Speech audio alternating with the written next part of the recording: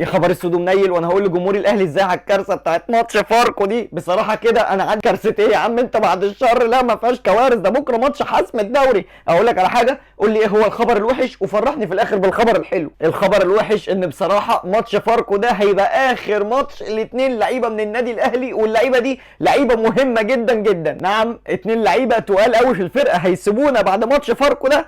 يعني ماتش فاركو ده اوعى يكون اللي في دماغي، اوعى اللي يطلع في دماغي صح، اللي هيقرب جنب امام عاشور او وسام ابو علي. بص هلعب مش مين اللعيبه دي؟ قول لي صراحه كده. الاثنين اللعيبه اللي هيبقى اخر ماتش فاركو ليهم مع النادي الاهلي هم اكرم توفيق ورامي ربيعه. ده يوم الهنا، ده يوم المنى. ده واحد اللي اسمه اكرم توفيق ده فاهم الكرة غلط وبيجري بس ما بيعملش اي حاجه، ورامي ربيعه اغلب الاجوان اللي دخلت في الاهلي بسببه هو، وهو نفسه اصلا مسجل في الاهلي. يعني انت عايز ايه؟ لا ده مع ده خبر حلو، ده انا فرحان ومبسوط على فكره. وانتوا اكتبوا لي في الكومنتات، هل شايفين الاهلي هيتاثر برحيل اكرم توفيق ورامي ربيعه، ولا الحمد لله ان هم مشيوا؟